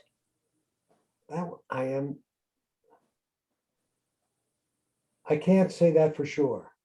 Okay, I haven't gotten enough there. Whenever I get one, I click it and use it and do something with it. So I'm not sure if it's also in the inbox or only in the VIP list. gotcha. So let's find out. I think when you move it to another inbox, it will disappear from inbox. But yeah, if I move it to a box down here, that's correct. But will a VIP, let's try one here. I'll send an email to myself. Yeah. All right. I think that's the one, but we'll try both. Okay. We'll make it a test, right? And we're going to send it. Okay. So I got it from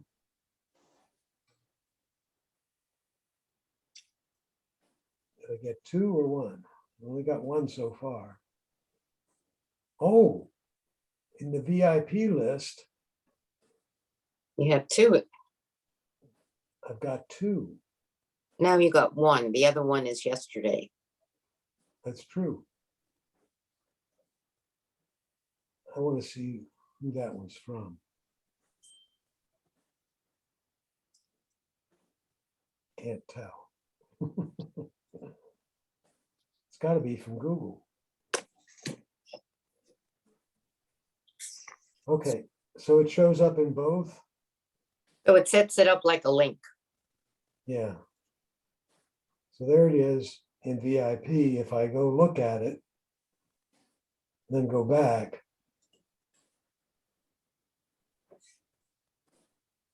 It has a star on it now. Huh. That means it's been sent to VIP, the star. Right. Okay. Okay. Yeah, it shows up in both, to answer your question. Thank you. Uh-huh.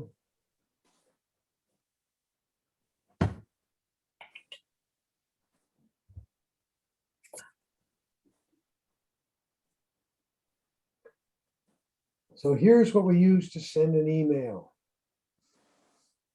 Anybody remember what that box is called?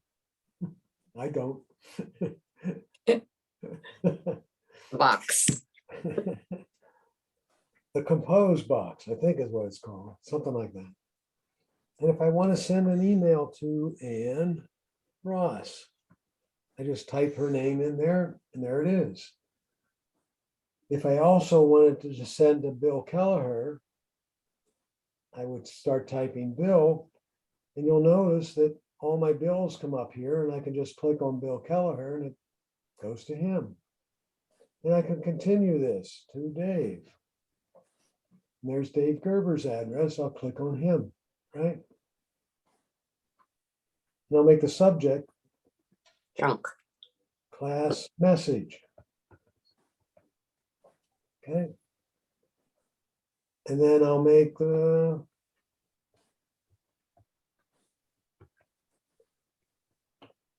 okay.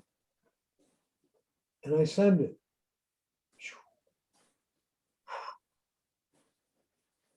All right. And I'm hopefully Ann, Bill, and David got that. I did. How about David and Bill? Yes, no, Not yet. not yet. What's your email address, Bill? It's bill.kelleher@verizon.net. You had the right email. I know. I just got it now. Okay. We're having a blizzard up here, so things may be running a little slower than normal. Oh, yeah. How Where about are- how about David? Did you get it? No, I didn't get it yet. No. I get, and what was your address, Ann? AnnRoss8@gmail.com. So you see how much quicker Ann got it. Now it had nothing to do with Bill's cold weather.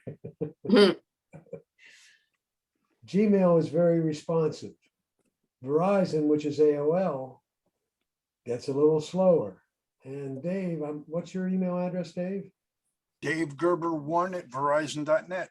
Okay, Yeah. a little slower. Okay, I think it went to you. Let me check. And I can check that by going down here to sent mail.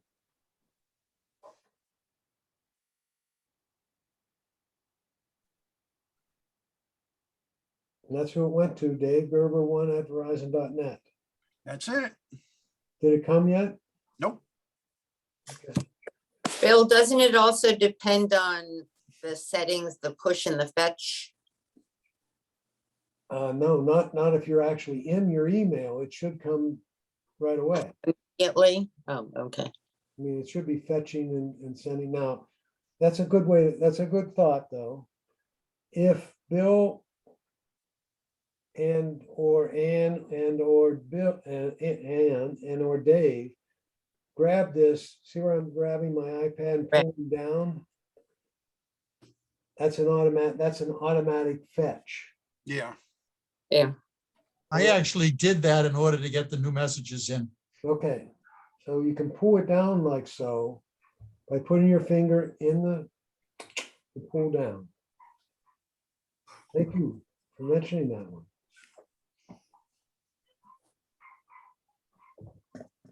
I got nothing.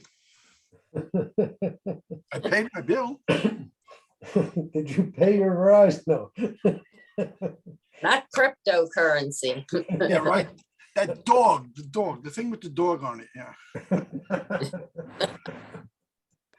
All right. My last email is 11:31. Okay, this is 11:55. All right. So that's when we send one. Now, how could I send I'll close with, how do we send a picture? Right? And so I'm going to go and I'm going to tap that compose button. And I'll send it to Ann.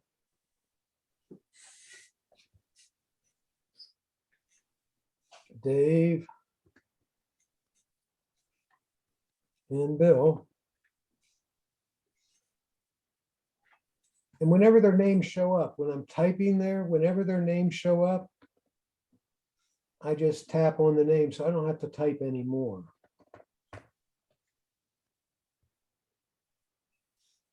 I'm going to tap in pick. And when I want to send a picture with an email, if I start with the email, I need to go down here to the body of the email and press and hold slightly. And you should get, it says insert photo or video. So I'm going to insert a photo. Let me go down here and pick a picture. Oh, this one's nice. I'm sending them a picture of my backyard from the house I owned in Vermont.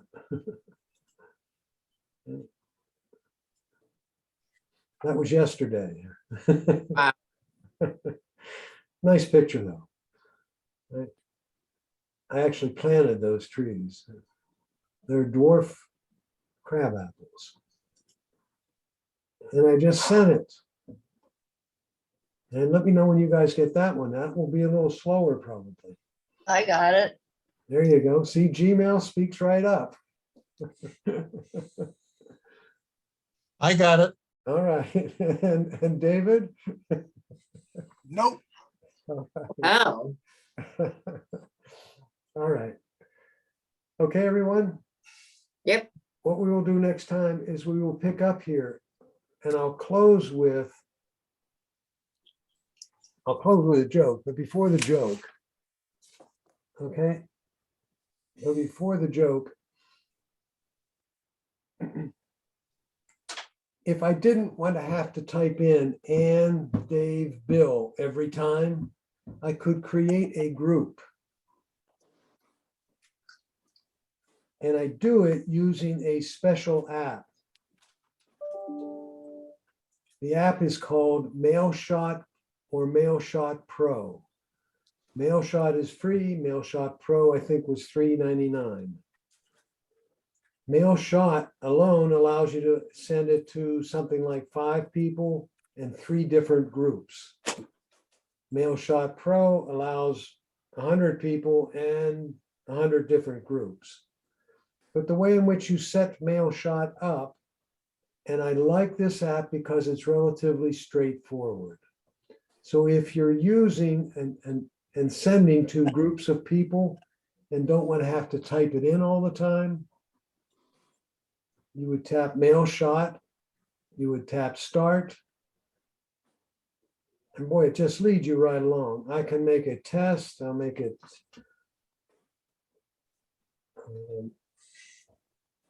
test 6. Creates the group and then it says add contacts. So I can add a contact by just clicking on add contact and oops. A and N. There's Ann Ross. Done. Whoops. Add contact.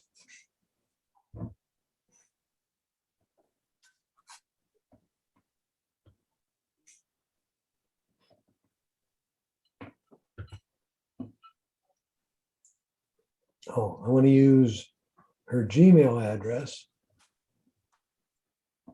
Oh, come on. It's going to fail me now, isn't it? Let me try Bill.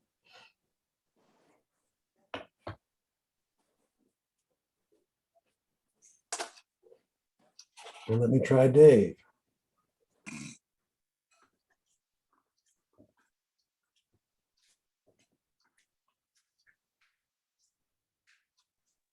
And let me try Ann again.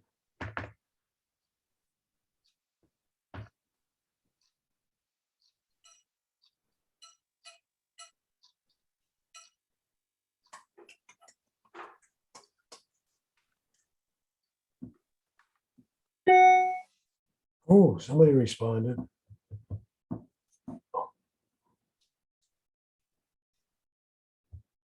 So now I have 3 names. And basically it's called test 6, and I just tap update and go back. And so now I can, well, the easy way to do this is to go to start, tap test 6 and send an email. And that's all there was to it. And all those names are filled in. I type in whatever I want and go from there. All right. Do people need to be in your contact list first? Yes. Thank you, Bill. You're right.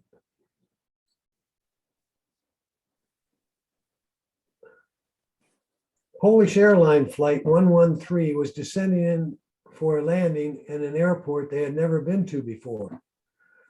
The pilot looked out the windshield and suddenly exclaimed to the co-pilot, "Holy cow, look how short that runway is. I've never seen one that short." Co-pilot looked out the windshield. "Wow, you're right. That's incredible. Are you sure we can make it?" "Well, we better. We're almost out of fuel." So the captain got on the intercom and notified the passengers to put their heads between their knees and prepare for an emergency landing. They set the flaps to full down and slowed the airplane just about to stall. The big jumbo jet came screaming in on a rugged edge of control. The pilot hands are sweating. The co-pilot was praying. They touched down and came to a screeching halt just before the edge of the runway with the tires were smoking. "Whee! Was that close?" yelled the captain. "That runway was short." "Hey," said the co-pilot, "but it is awfully wide." Oh, That's it. I'm going back to Android. That was great, Bill. All right, let me stop. Thanks, Bill. When are we holding elections again? Thanks, Bill. Have a great Thanks, week, Bill. everybody. We'll pick up on email next time and move to Safari. Okay? okay. See you. Bill, after the class, could you answer a question for me? Sure, everybody can hang on or whatever. Go ahead, Bill. Ask your question. I'm starting with a new Windows computer. Oh, okay. Windows And, 11? Yeah, and it came with Windows 11. Okay. And I've been going bit by bit and putting things in and making them work. But one of the things that happened is I was setting up Outlook because I've been using Outlook as my mail and distribution lists. And I'm not sure how to solve the specific problems with Outlook, but in the process, it contaminated my email. And what happened was all the Outlook folders somehow got assigned to the RPI email that I have. It's a secondary email. And I saturated that email with effectively 1,600 new messages that had been leftover stuff in Outlook from the old Outlook, and and they all had new message dates of yesterday at Right. 5 o'clock and 5:30, but they're messages from 2006, 2008, because I've been using the mail system for years. And when I tried to delete some of the messages, it said I can only do 100 at a time. What? Where were the messages before? The messages were in the original 2007 Outlook on Windows. Were they just And they in put them, Outlook? they or- put them in, and instead of putting into the Outlook file, they put them into the RPI email file as folders and email messages. But they also took all the old messages and put them in as new email messages I and understand. a new date of Today, or yesterday. yesterday, yeah. Bill, what I think you need to do is locate your file. It's a PST file. P like Yep. Peter, Sam like Sally, T like Thomas. The PST file is what holds all your Outlook information. What I would do is I would locate that file and I would delete it. Try reinstalling Outlook at that point and then create a new PST file. Yeah, but you're gonna lose all your old email.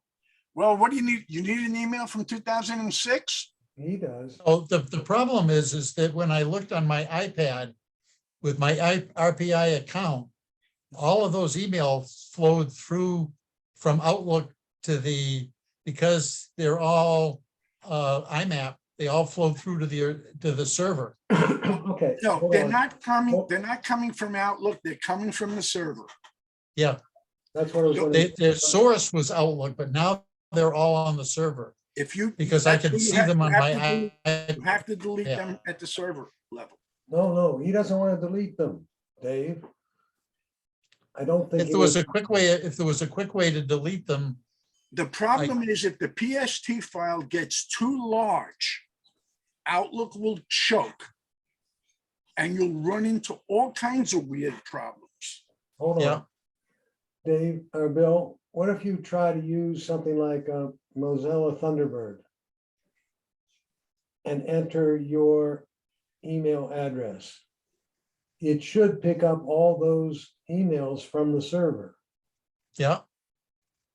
And I'm wondering why Outlook doesn't. But the problem is they're over on the server because I can see them even with my Apple iPad. Correct. So Yeah. if you Outlook- got, just a minute, Dave, if you got Thunderbird, it should act very much like your iPad. Yeah. I'm wondering, and so this could be an issue, as Dave pointed out, with Outlook. Maybe too many emails, I don't know. And I'm not sure why it didn't pick them up when you put your email address in there. It should pick them up the same way that your iPad does in Mail. But there is another program, and I use it all the time, called Mozilla Thunderbird, and I have thousands of email in there, literally. So it's a nice program, Mozilla.com. Go to Mozilla.com and get Thunderbird. Yeah, I can actually log on to the email at Yeah. the server. Yeah. And I've done that, but it's And it's just, there. it's a slow process because I got a lot of garbage came in. Okay. What you might want to do is contact your internet provider, speak to somebody at the tech side and see if they can't delete them at their end. Dave, he doesn't want to delete his mail. Oh, yeah, I would be willing to delete every one of these. Okay. I think well then- Dave's got a good suggestion. Well, then go to your, log into it on the server and just start deleting them. Yeah. Hopefully that corrects the problem. Yeah.